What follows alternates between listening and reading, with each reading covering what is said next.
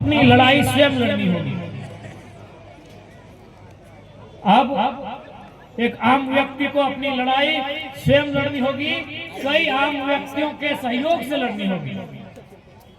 क्योंकि मैंने जो उदाहरण आपको बताया इसको आप भी जानते हैं, इसको आपने भी अखबारों के माध्यम से पढ़ा होगा, डिजिटल मीडिया के प्लेटफॉर्म में जाकर आपने देखा होगा। उसके बाद भी कार्रवाई का ना होना यह स्पष्ट बताता है, यह साफ साफ दर्शाता है कि इस राज्य में लोग कितने हावी हैं, अवैध पूंजीपति कितने हावी हैं, जो अवैध रूप से प्रदूषण धुआं लोगों को खिलाकर जो पूंजीपति बने हैं वे लोग कितने हावी हैं कि मुख्यमंत्री को नहीं गलाना। ऐसे में अब हमारे पास ये रास्ता है कि अपनी लड़ाई तो हमें लड़ना होगा, लेकिन हाँ सिस्टमेटिकली हर एक तरह से लड़ना होगा। जनबल से भी लड़ना होगा, कागज कलम से भी लड़ना होगा, बहुत जिन जिन हथकंडों से लड़ाई लड़ी जाएगी। जैसे आप किसी एक समूह हम लोग धरना प्रदर्शन के माध्यम से डट गए, एक समूह हम लोग बंदी के माध्यम से डट गए, तो दूसरा समूह को कोर्ट में जाकर एक पीएल भी डालना होगा। हमें हर एक तरह से इस लड़ाई को लड़ना होगा और इस लड़ाई में निष्पक्ष रूप से पत्रकारिता का योगदान रहेगा। आपको जनता के जिन मुद्दों में निष्पक्ष रूप से साथ खड़ा होगा। आपके पास भी चुनौतियां आएंगी, आसान नहीं है। बीते कुछ दिनों में जो मीडिया बंधुओं के साथ घटना घटी गोड्डा में, इधर आपका गढ़वा पलामू में, तो आप कहीं ना कहीं आपके भी मन में एक शंका हो जाती है, आप भी कहीं ना कहीं मन में भयभीत होते हैं जिस प्रकार से प्रशासन का रवैया रहता है। इसलिए आपके लिए भी एक चुनौती रहेगा, इस परिप्रेक्ष्य में आपके लिए भी चुनौती रहेगा। लेकिन मैं मानता हूं आप लोग चुनौतियों से लड़ने के लिए हमेशा तैयार रहते हैं। इस बार चाहे वो मुद्दा रामगढ़ का हो या झारखंड के किसी कोने का, मीडिया का वही योगदान होगा जो योगदान उन्होंने कभी अंग्रेजों के कालखंड में इस देश के लोग, एक आम व्यक्ति की आवाज को, इस देश के एक आम व्यक्ति की पहचान को मदद करने के लिए किया था। आज वही योगदान आपका इस राज्य में रहेगा, आज वही योगदान पीड़ित शोषित जनता के लिए आपका रहेगा। इसलिए आपको भी अपने योगदान का निर्वहन करना होगा।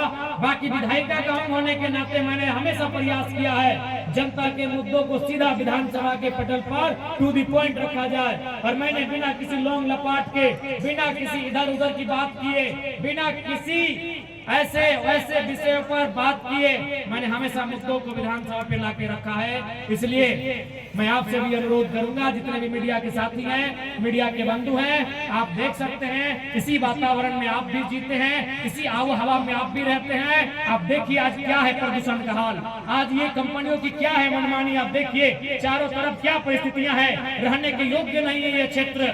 इसलिए इसी समाज में आप भी रहते हैं। हम चाहते हैं कि आप कलम की लड़ाई में आप अपना योगदान देंगे जनता जनार्दन को, और बाकी जो पढ़े लिखे नौजवान हैं वह न्यायालय में अपनी याचिका को दायर करेंगे, और बाकी जो आंदोलनकारी हैं अब नए स्तर से आज के बाद, इस सभा के बाद नए तरीके से उस आंदोलन की तैयारी होगी, और उस आंदोलन से अपनी आवाज को हम लोग बुलंद करने का काम करेंगे। और साथ ही विधानसभा का सत्र चलेगा तो विधानसभा के भीतर उसे ले जाने का काम उसे ऑफिशियल रिकॉर्ड बनाने का जिम्मा मेरा होगा, उसे हम विधानसभा के भीतर लेके जाएंगे।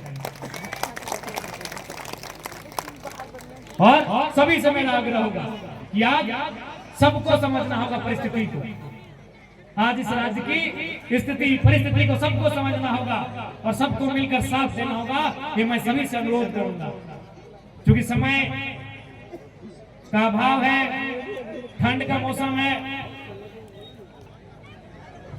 और बिल्कुल अभी नगर रामगढ़ शहर नगर परिषद में आता है ना, अच्छा हम लोग का नगर निगम है, धनबाद नगर निगम है, आपका नगर परिषद है, तो निसंदेह अभी नगर परिषद का चुनाव भी है। मैं तमाम साथियों से कहूंगा, हालांकि कह सकते पार्टी के लिए अप्रत्यक्ष चुनाव होता है, क्योंकि आपका डायरेक्ट कैंडिडेट नहीं होता है, आपके बीच का कैंडिडेट होता है। बतौर पार्टी तो चुनाव नहीं होता है, लेकिन आपका समर्थित उम्मीदवार होता है। अगर रामगढ़ के जितने भी हमारे साथी हैं, रामगढ़ के जितने हमारे पदाधिकारी हैं, सदस्य हैं, आप तय करेंगे। बाकी अन्य क्षेत्रों का हमारा जो भी मेहनत करना होगा उसके लिए हम लोग तैयार रहेंगे। बाकी नगर परिषद के क्षेत्र में जो भी निर्णय लेना है वो आप सूझबूझ से लेंगे, उस पर हम लोग मेहनत करेंगे, उस पर हम लोग संघर्ष करेंगे।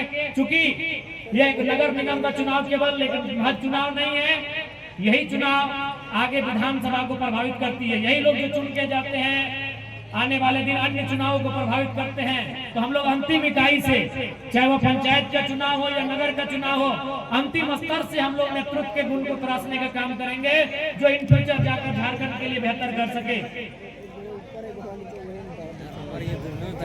और बिल्कुल आज गोंदलपुरा की जहां तक बात है, विगत 3 सालों से बड़का गांव गोंदलपुरा उस क्षेत्र में अगर आप घूम के आएंगे तो ऐसा लगेगा कि मानो वो भारत का हिस्सा नहीं है, वो तालिबान का हिस्सा है। इस प्रकार से पुलिस और सिपाही और फोर्स तैनात किया जाता है एक आम व्यक्ति के जमीन को जबरन अधिग्रहण करने के लिए। इस भारत की कल्पना हमारे महापुरुषों ने नहीं किया था। इस भारत के निर्माण के लिए हमारे वीरों ने अपने लहू, अपने प्राणों की आहुति नहीं दी थी। कि आज भूरे अंग्रेज जो भगत सिंह कह के गए हैं कि अंग्रेजों से तो हम आजादी ले लेंगे, लेकिन वो आजादी कहीं 10% भूरे अंग्रेजों के हाथों में लटक के ना रह जाए। तो इनके लिए हमने ये आजादी नहीं लिया था कि आज लाठी के जोर पे, आज शासन प्रशासन के जोर पे किसानों की जमीनों को जबरन अधिग्रहण किया जाए। इसलिए मैं सबसे कहूंगा कि लड़ाई आर पार की लड़ी जाए। अब जरूरत पड़े तो एक पीढ़ी को सामने आके खड़ा होना होगा ताकि दूसरे पीढ़ी के अधिकारों की रक्षा हो सके। मैं आपको स्पष्ट कहना चाहूंगा, बाकी हम लोग हर एक प्रकार की लड़ाई में आपके साथ है। हम लोग कभी भी पीछे हटने वाले नहीं है, क्योंकि हम लोग को अपना परिवार, अपने जीवन का कोई मोह नहीं है। अपने जीवन का, अपने घर परिवार का कोई मोह नहीं है। हम लोग का जीवन जनता के लिए है, जनता की समस्याओं के खिलाफ जाकर लड़ने के लिए है। इस बात से मैं आपको स्पष्ट कहना चाहूंगा। और बिल्कुल आज जितना कोयला चोरी मैंने विधानसभा में उठाया था कि जितना सरकारी अधिकारियों, सीसीएल, बीसीसीएल मैनेजमेंट के जानकारी में उनके अधीन जितना कोयला चोरी होता है, ये बहुत ही दुर्भाग्य की बात है। आज उन्हें चेतना होगा, नहीं तो जनता अब सड़कों पे आएगी। क्योंकि ये खनिज केवल खनिज नहीं है, ये हमारे हिस्से का है, ये हमारे हक का है। इसलिए अगर आपसे नहीं रुकेगा तब यहाँ की जनता सड़क पर आएगी। चाहे वो अवैध कोयला का काम हो, अवैध बालू का काम हो, या इस राज्य के किसी भी खनिज को अवैध रूप से अगर किसी अन्य राज्यों में या अन्य क्षेत्रों में ट्रांसफर किया जाता है, स्थानांतरित किया जाता है, तब यहाँ की जनता